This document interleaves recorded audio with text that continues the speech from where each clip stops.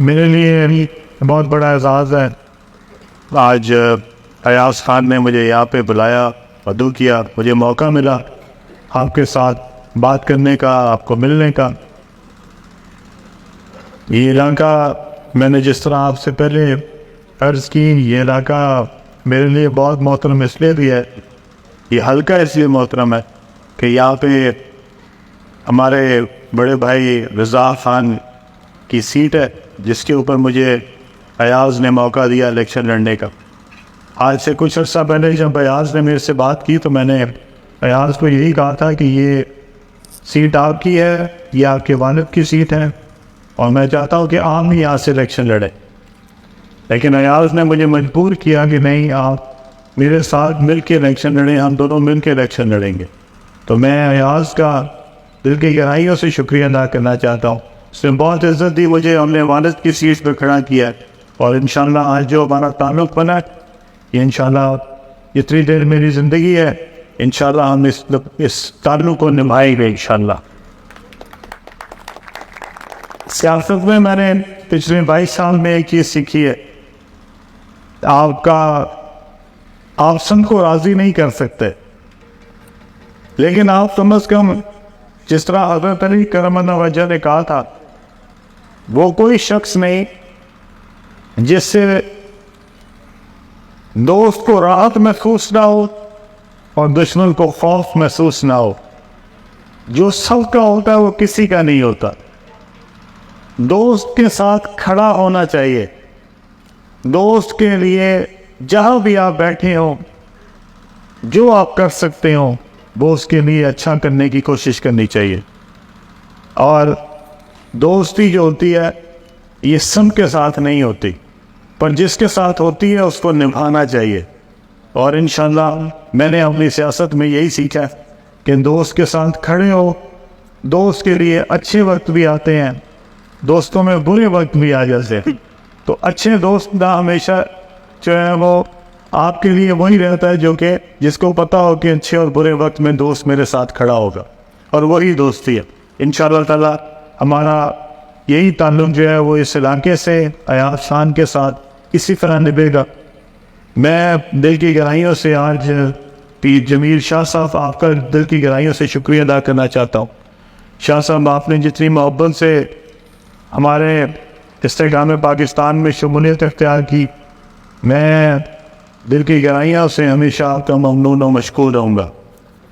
اور ساتھ ساتھ جس طرح ملک مجتبیٰ مرتضیٰ صاحب نے ہمارے جو پی پی کے کینڈیڈیٹ ہیں کرم داس والا صاحب، ان کے لیے جس طرح سپورٹ کا اعلان کیا، اور جس طرح وہ ایاز خان کے ساتھ مل کے ان کے بازو بن کے جو ہے 2 سیٹوں کے لیے کوشش کر رہے ہیں، میں دل کی گہرائیوں سے مرتضیٰ صاحب آپ کا بھی مشکور و ممنون۔ امید کرتا ہوں کہ انشاءاللہ تعالی ایاز خان کے ساتھ یہ تینوں سیٹیں جو ہیں انشاءاللہ اللہ کے کرم سے ہم جیتیں گے۔ اور خوشی بھی مجھے تب ہوگی جب ہم اسی جو آج ہمارا یہاں پہ ایک اعلان ہوا، ایاز نے کیا کہ 22 میں سے 19 چیئرمین اور ان کی کمینہ یہاں موجود ہے، تو میں امید رکھتا ہوں کہ انشاءاللہ تعالی یہ جو ہماری آج کی یہاں پہ اکٹھ ہے، جو دوستوں کا، جو معززین کا اکٹھ ہے، یہی انشاءاللہ اسپرٹ جو ہے اس کو ہم آگے لے کے جائیں گے۔ اسی جوش و جذبے کے ساتھ انشاءاللہ ہم 8 تاریخ کو اپنے علاقے میں بھاری اکثریت سے ایاز خان کو اور دونوں ایم پی ایز کو کامیاب کرائیں گے۔ اور میں آپ سے وعدہ کرتا ہوں، مجھے اللہ تعالیٰ نے جس کامل بھی کیا، میں جہاں بھی ہوا، جس عہدے پہ بھی ہوا، جس سیاسی عہدے کے مطابق میں اس علاقے کی خدمت کر سکا، انشاءاللہ تعالیٰ میری خدمت میں اور میری محبت میں اس علاقے کے لیے کبھی کمی نہیں دیکھیں گے۔ میرے جو بس میں ہوگا انشاءاللہ تعالیٰ میں ایاز خان کے ساتھ کھڑا ہو کے انشاءاللہ اس میں اس علاقے کی خدمت کروں گا، آپ کے علاقے کی خدمت کروں گا۔ یہ علاقہ مجھے اس لیے بھی بہت محترم ہے کہ اس کے ساتھ میرے نانا کی اور نانی کی قبریں ہیں۔ میاں چنوں میں میرے نانا اور نانی دفن ہیں، اور یہ میری والدہ کا علاقہ ہے. تو آپ کو پتہ ہے جو ماں کا جو علاقہ ہوتا ہے وہ آپ کو کتنا قریبی ہوتا ہے. تو یہ میرے ماں کا علاقہ ہے. تو انشاءاللہ تعالیٰ میرے بس میں جو ہوا اس علاقے کے لیے میں ہمیشہ دن سے آپ کے لیے حاضر ہوں گا انشاءاللہ. سیاسی بات میں صرف اتنی کرنا چاہوں گا. میں نے بڑے ایک جذبے کے تحت آج سے کوئی 10-11 سال پہلے ایک سیاسی جماعت جوائن کی تھی. 12 سال ہو گیا. اور ایک ہی منشور تھا ہمارا کہ ہم ایک نیا پاکستان بنائیں گے, ایک خوبصورت پاکستان بنائیں گے. اور پھر ہم نے 8 سال دن رات محنت کی اس کے لیے. ہم نے اپنا کاروبار نہیں دیکھا, ہم نے اپنی دشمنیاں نہیں دیکھی, ہم نے حکومت وقت کا سامنا کیا اور اس کے خلاف کھڑے ہو کے ایک جماعت میں اس جماعت کے لیڈر کو ہم نے اس مقام تک, اللہ تعالیٰ بچاتا ہے, ہماری تو کوئی اوقات نہیں, لیکن ہم نے اپنی محنت کی, کوشش کی کہ ہم اس جماعت کے لیڈر کو وزیر اعظم پاکستان بنائیں. پھر اللہ کے کرم سے وہ وزیر اعظم پاکستان بن گئے. اور پھر اس کے بعد انہوں نے جو اس ملک کے ساتھ کیا, جو انہوں نے اپنی کابینہ بنائی, جو انہوں نے لوگ بٹھائے ہیں, جو امیدیں ان کے ساتھ تھیں, ایک نیا پاکستان بنے گا, خوشحال پاکستان بنے گا, ایماندار قیادت آئے گی, لوگوں کی فلاح ہوگی, بہبود ہوگی, علاقے میں ترقی ہوگی, کوئی اسپتال بنیں گے, کوئی نئے اسکول بنیں گے, کوئی کالجز بنیں گے, کوئی یونیورسٹیاں بنیں گی, جو کسان ہے اس کی حالت درست ہوگی, کوئی مزدور کی حالت درست ہوگی. کچھ نہیں ہوا. وہ تمام امیدیں جو 4 سال میں جس نے ہم نے 10 سال میں جو رکھی تھی وہ 4 سال میں چکنا چور ہو گئی. ہوا یہ کہ ہر ایک صوبے میں, پنجاب میں اور سرحد میں ایسے لوگ نامزد کیے گئے جنہوں نے پھر وہاں پہ ایک جمعہ بازار لگا دیا. پھر ہر چیز کا ریٹ مختص ہونے لگا, پھر ہر اپوائنٹمنٹ کے لیے ریٹ مختص ہونے لگا. کس نے وزیر بننا ہے, کس نے سیکرٹری بننا ہے, کس نے ڈی سی بننا ہے, کس نے کمشنر لگنا ہے, کس نے اے سی لگنا ہے, یہاں تک کہ پٹواری کا بھی ریٹ طے ہوا.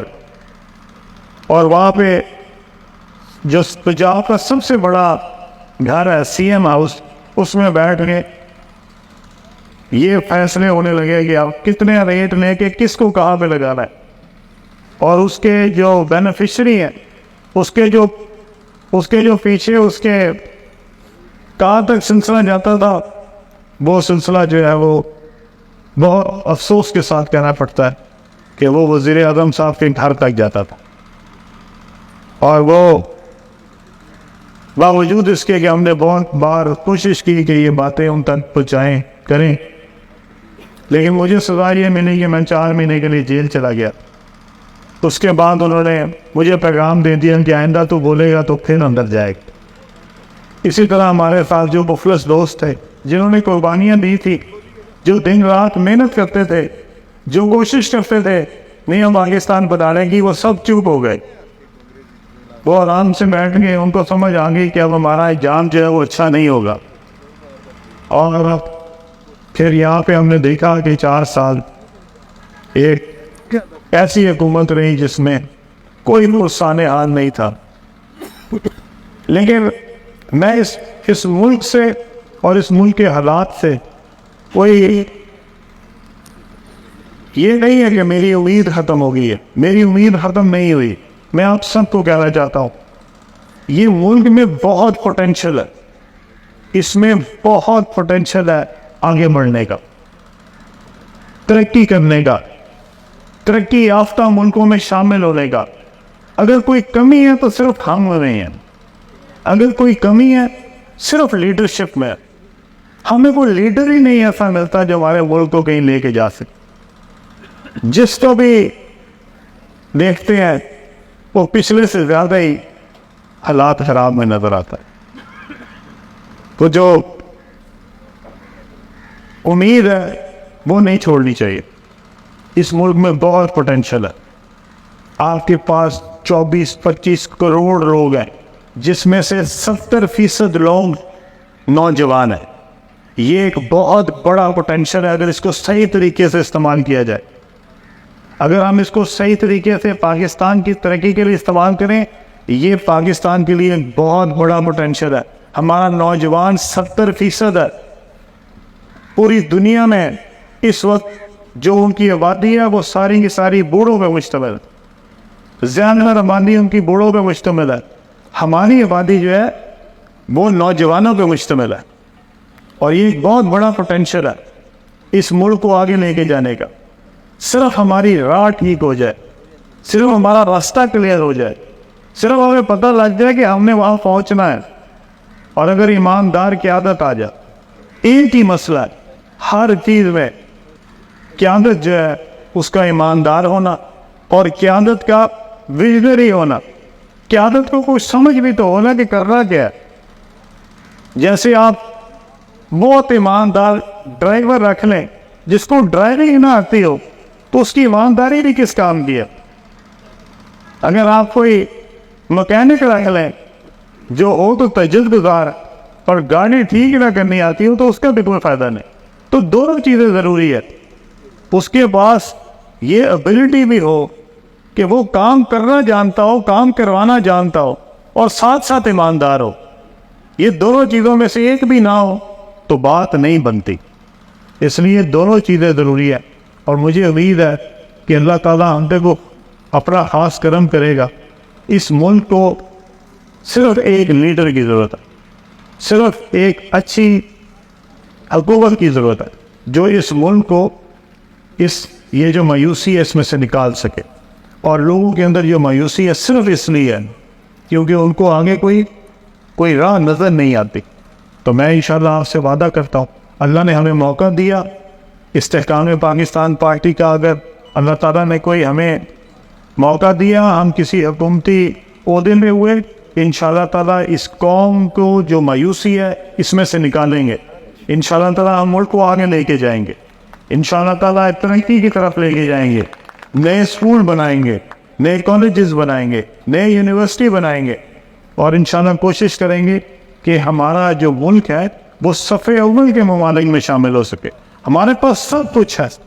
میں ابھی ایاز خان کے ساتھ پیر صاحب کے گھر گیا تو وہ راستے میں ایاز خان کو کہہ رہا تھا کتنا خوبصورت علاقہ ہے، کتنے خوبصورت لہلہاتے کھیت ہے، کتنا سرسبز علاقہ ہے.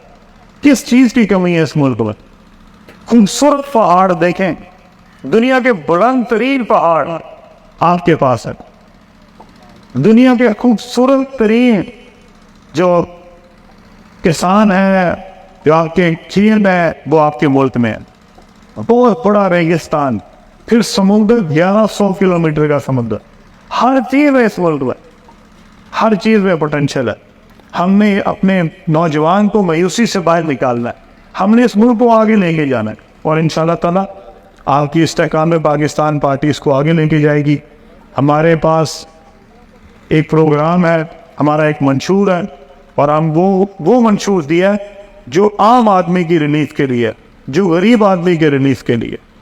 آپ لوگوں نے مجھ سے وعدہ کر رہا ہے کہ صرف 209 کے لیے محنت نہیں کرنی، 147 کے لیے محنت کرنی.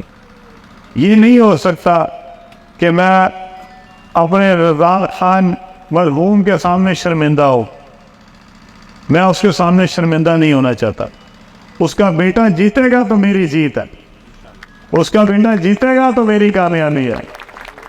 میری سیٹ اتنی امپورٹنٹ نہیں جتنی ایاز خان کی اور کرم داد وعدہ کی سیٹ ہے امپورٹنٹ. تو آپ نے کوشش کرنی ہے کہ دونوں بھائیوں کے لیے آپ نے میرے سے زیادہ محنت کرنی ہے، میرے سے زیادہ کوشش کرنی ہے کہ یہ ہماری سیٹیں نکلیں، تاکہ میں جب اس جگہ پہ دوبارہ آؤں اور رضا خان کی قبر پہ جاؤں تو میں اس کے سامنے بھی سرخرو ہوں. میں اس کو کہہ سکوں کہ اللہ کے کرم سے ہم ساری اپنی سیٹیں جیت گئے ہیں، اور یہ اللہ کے خاص کرم سے انشاءاللہ تعالیٰ ممکن ہوگا، اور آپ کی دعاؤں سے اور آپ کی محنت سے ممکن ہوگا. تو آپ نے میرے ساتھ وعدہ کر رہا ہے کہ آپ نے 209 کے لیے اتنی محنت نہیں کرنی جتنی 147 کے لیے کرنی. وعدہ ہو گیا جی؟ ہاتھ کھڑا کر کے دکھائی دی. یہ وعدہ سچے دل سے وعدہ کرنا ہے. آپ کا بہت شکریہ. میں انشاءاللہ امید کرتا ہوں کہ آج ہمارے جس محبت سے شاہ صاحب نے، جمیل شاہ صاحب